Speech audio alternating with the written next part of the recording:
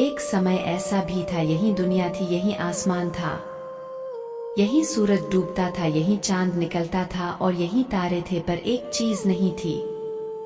इस पृथ्वी पर हमारा राज नहीं था। उस समय पूरे पृथ्वी पर डायनासोर का राज हुआ करता था।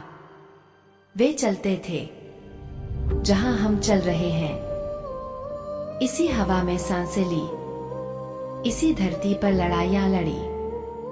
इन दैत्याकार बड़े विचित्र डायनासोर ने करीब 14 करोड़ सालों तक इस धरती पर राज किया। इन डायनासोर की कई हजार प्रजातियां थी। इनमें से कुछ शाकाहारी थे, कुछ मांसाहारी, तो कुछ डायनासोर बहुत ही शांत स्वभाव के थे। वहीं कुछ डायनासोर बहुत ही हिंसक और खतरनाक थे। ये उस समय के सबसे सफल जीव थे। लेकिन फिर अचानक ऐसा क्या हुआ? आखिर वह कौन सी घटना थी जिसने इनका नामो निशान ही मिटा दिया?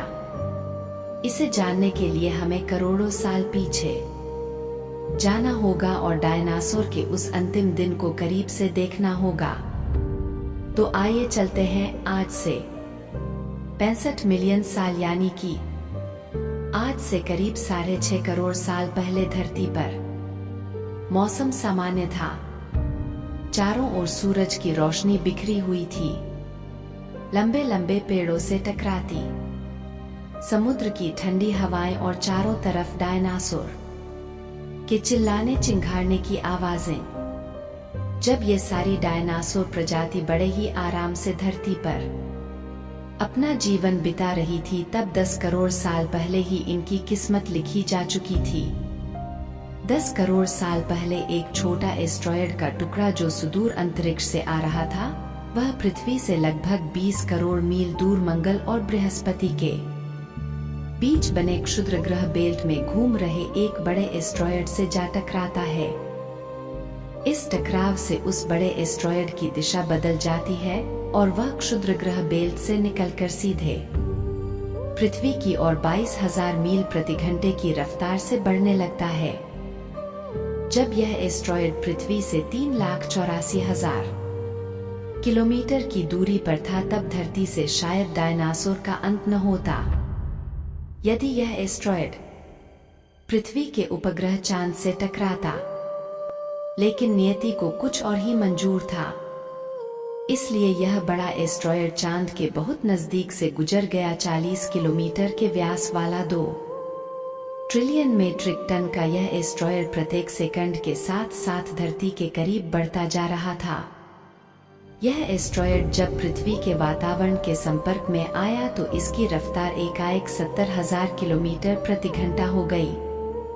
पृथ्वी के वायुमंडल में घुसते ही घर्षण की वजह से यह एक भयानक आग के गोले में बदल गया। यह इतनी रफ्तार से धरती की ओर बढ़ रहा था कि सिर्फ 4 मिनट में इसने अटलांटिक ओशियन को पार कर लिया।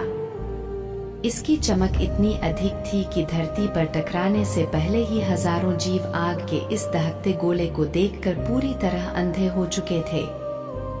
यह जीव उस उल्का को देख नहीं पा रहे थे, लेकिन वह उसकी भयानक गर्मी को महसूस कर रहे थे।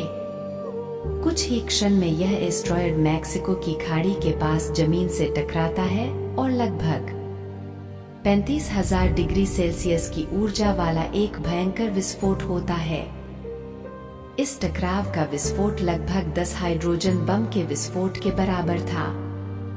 यह विस्फोट इतना शक्तिशाली था कि इसके टकराते ही धरती की लाखों टन धातु अंतरिक्ष में चली गई।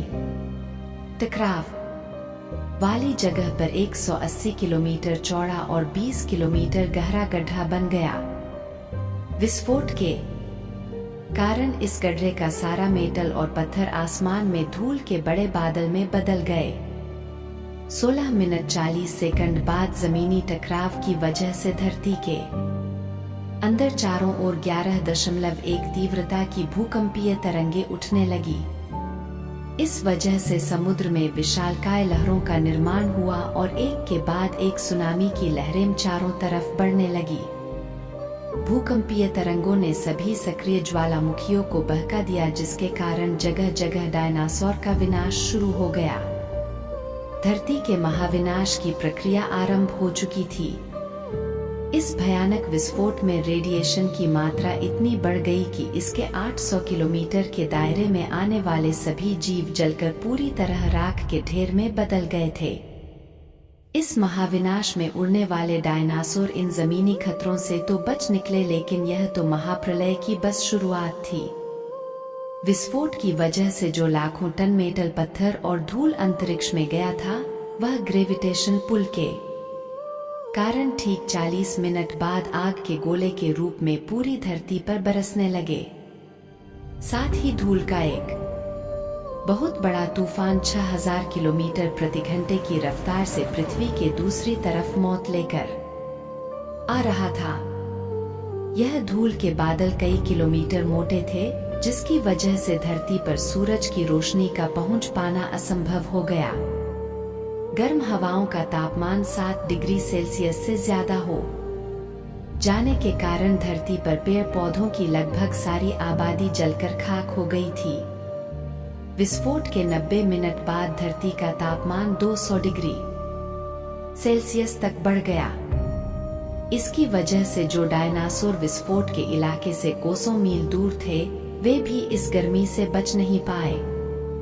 इस महाप्रलय से धरती की कुल 90% प्रजाति पूरी तरह खत्म हो गई थी और जो 10% जीव धरती पर बच गए थे, उनमें से भी सिर्फ वही जीव जिंदा रह सके जिनका वजन 30 किलोग्राम से कम था।